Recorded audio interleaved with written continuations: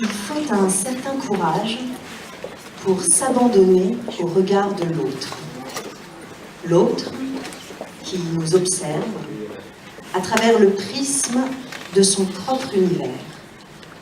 L'autre qui ne sait rien de nous, qui n'a accès qu'à la surface de notre peau, notre armure, qui ne peut atteindre que ce que l'on veut bien lui dévoiler, qui arrache avec douceur ou violence certains de nos masques pour en poser d'autres, les siens. L'autre qui nous redéfinit, nous tord, nous réduit, nous grandit, nous change, nous voit avec la coloration singulière de sa subjectivité. Quand l'autre est un artiste, la capacité d'abandon est plus nécessaire encore, déstabilisante, car l'artiste va chercher les choses que l'on voudrait dissimuler. Il veut nous faire entrer dans les codes de son monde, de son regard sur le monde. Devenir à la fois le sujet d'étude et l'objet du regard. Objet, accepter qu'on nous mette en lumière, qu'on nous éclaire, nous donne des ordres précis. Relève le menton, le bras, cambre, respire.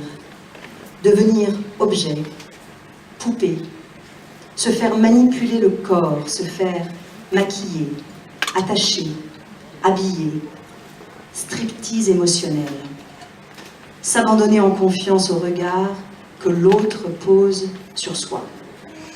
Et alors, je deviens un autre, une autre. Je deviens le reflet du miroir de l'œil posé sur nous. Un jeu changeant, insaisissable, fluctuant. Car qui se définit le plus dans le jeu du portrait?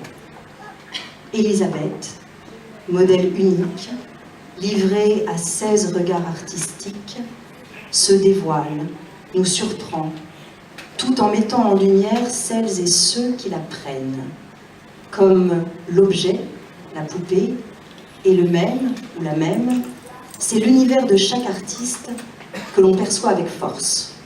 Chacun projette ses obsessions et fantasmes sur la poupée de chair qui se livre à chacun sans jamais perdre son mystère.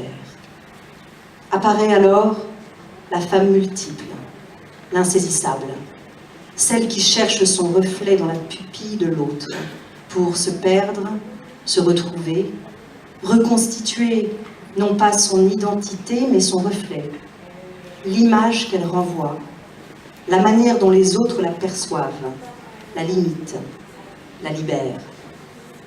À quoi pense-t-elle, la poupée, quand elle se livre, quand elle laisse l'œil de l'autre la scruter, chercher ses failles et ses forces? Apparaît alors la muse, celle qui permet à l'artiste de s'exprimer, de définir les codes de son monde, de se singulariser, de marquer son territoire créatif.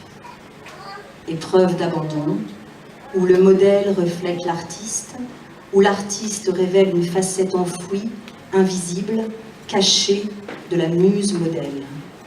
La femme, poupée, muse, se démultiplie, nous interroge sur le regard que nous posons sur nous-mêmes et sur l'image sublimée, fausse, complexe, que nous renvoyons, presque malgré nous, aux autres, à l'autre.